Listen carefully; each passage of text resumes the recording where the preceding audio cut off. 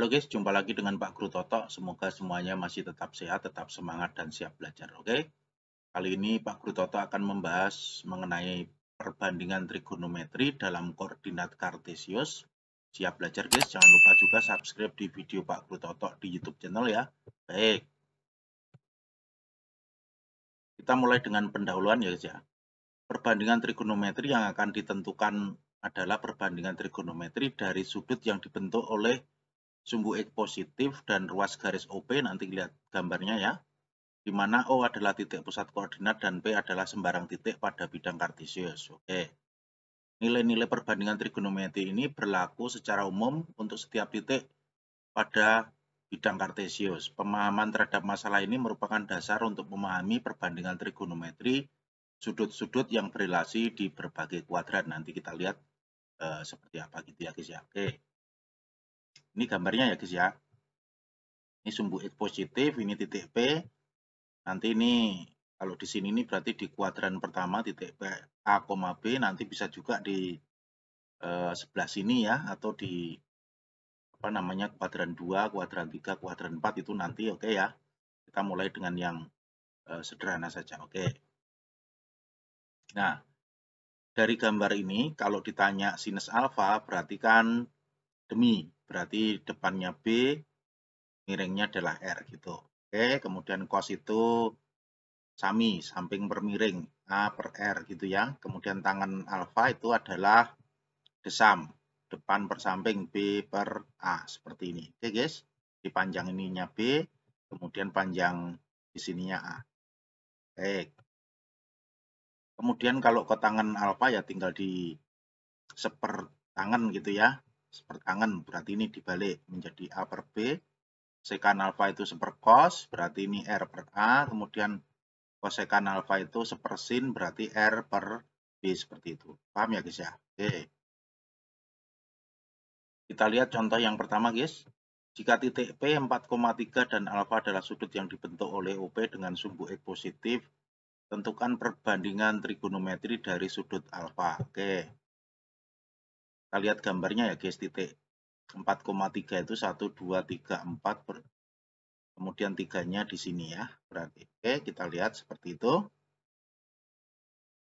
Ya. Kemudian kita lihat ini alfanya, berarti nanti kalau ditanya sinus berarti depan per miring, berarti kita cari dulu OP-nya ya, kita cari OP. Oke. OP kuadrat sama dengan ini panjangnya 4, berarti 4 kuadrat plus 3 kuadrat sama dengan 25, maka OP sama dengan 5. Berarti di sini 5 ya guys ya. Ini 4, kemudian di sini 3, di sini 5. Oke ya. Kemudian sin alfa itu depan per miring, berarti 3 per 5, 3 dibagi 5. Oke, kemudian cos alfa adalah 4 per 5, tangan alfa adalah 3 per 4 di sini. Oke, kemudian kotangan alfa dibalik saja, ini 4 per 3, kemudian sekan alfa itu 5 per 4, kosekan alfa adalah 5 per 3. Paham ya guys ya? Oke. Lanjut ke contoh yang kedua guys. Jika titik P itu minus 6,8 dan alfa adalah sudut yang dibentuk oleh OP dengan sumbu X positif, tentukan perbandingan trigonometri dari sudut alfa. Kita lihat gambarnya dulu guys ya. Minus 6,8 itu berarti 1, 2, 3, 4, 5, 6 di sini.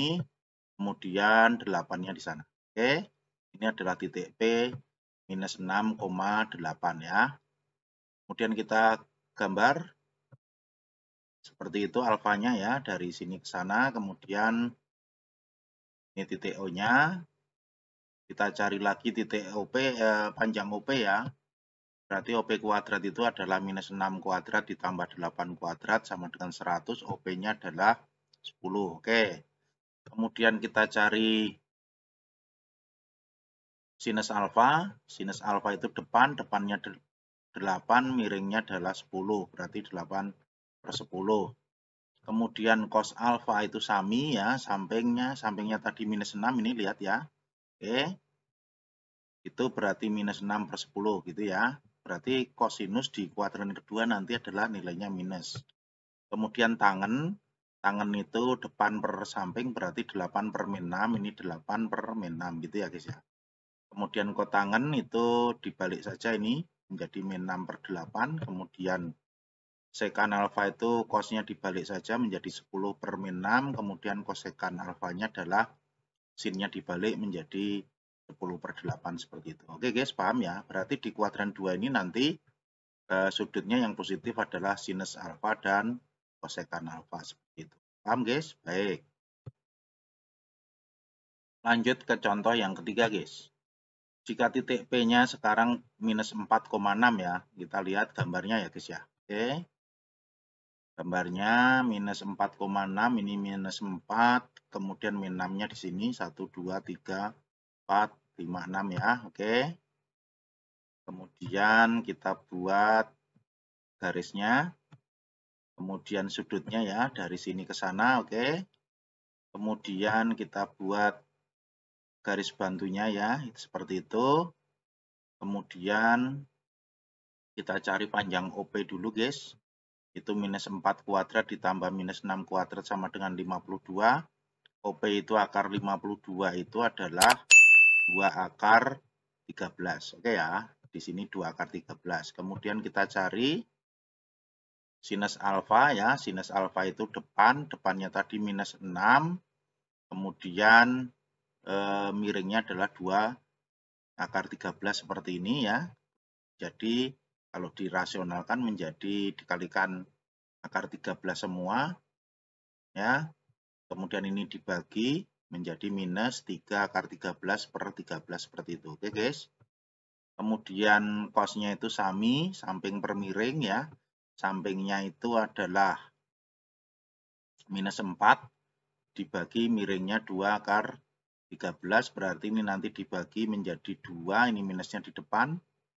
Kemudian ini dirasionalkan menjadi 2 akar 13 per 13. Paham ya guys ya? Oke, kemudian tangan guys ya.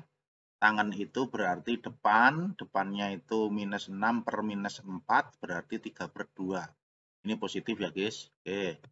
Kemudian kotangan itu dibalik saja 2 per 3, oh, berarti yang positif tangan dan kotangan. Kemudian sekan itu adalah seperkos. Kosnya tadi ini ya dibalik menjadi 13 per 2 akar 13 pakai minus ya. Oke. Kemudian dirasionalkan kalikan akar 13 semua menjadi min setengah akar 13. Ini kan 13 akar 13 per 13 ini duanya tetap ya. Kemudian dibagi menjadi seperti ini. Oke guys, paham? Kemudian kosekan alfa itu sepersin ya. Ini dibalik menjadi 13 min 13 per 3 akar 13 menjadi sama dengan minus sepertiga akar 13 menjadi seperti ini. Oke guys, paham ya? Baik. Oke guys, sekarang kita lanjut ke contoh yang keempat ya. Ini titik P-nya itu 4,-4 berarti ini nanti di kuadran keempat ya. Kita lihat gambarnya guys. Seperti ini ya. 4,-4 itu ini 4, ini minus 4 ya. Oke, kemudian kita buat garisnya seperti itu. Kemudian sudutnya ya. Sudutnya dari sini ke sini. Oke.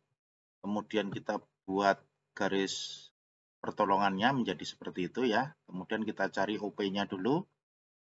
OP-nya adalah 4 kuadrat ditambah minus 4 kuadrat itu sama dengan 16 tambah 16, 32. Kemudian OP-nya itu akar 32 itu adalah sama dengan 4 akar 2 menjadi seperti ini, oke. Kemudian kita cari nilai sinus alfanya demi depannya itu minus 4, miringnya 4 akar 2 menjadi seperti ini ya. Kalau disederhanakan kemudian dikalikan akar 2 menjadi min setengah akar 2, oke. Kemudian cos alfanya itu sami, samping per miring, sampingnya itu 4, miringnya 4 akar 2 menjadi setengah akar 2. Oke, berarti cos di kuadran 4 ini positif ya. Kemudian tangan itu desam, depannya adalah minus 4, sampingnya 4, berarti sama dengan min 1. Oke guys. Kemudian kotangan alfa itu 1 per tangan alfa juga berarti 1 per min 1 itu ketemunya min 1. Kemudian sekan alfa itu adalah seper cos ya. menjadi ini, lihat 4 akar 2 per 4 menjadi sama dengan akar 2, kemudian kosekan alfa itu adalah sepersin ya, sepersin itu 4 akar 2 per min 4 itu menjadi sama dengan minus akar 2 seperti itu. Oh, berarti di kuadran keempat itu yang positif adalah kosinus dan sekant. Oke guys, paham ya? Baik. Oke guys, itu saja yang bisa Pak Guru Toto jelaskan pada video pembelajaran kali ini. Semoga menjadi jelas dan juga bermanfaat. Jangan lupa juga subscribe di video Pak Guru Toto di YouTube channel. Sampai ketemu lagi di video Pak Guru Toto berikutnya. Oke, thank you.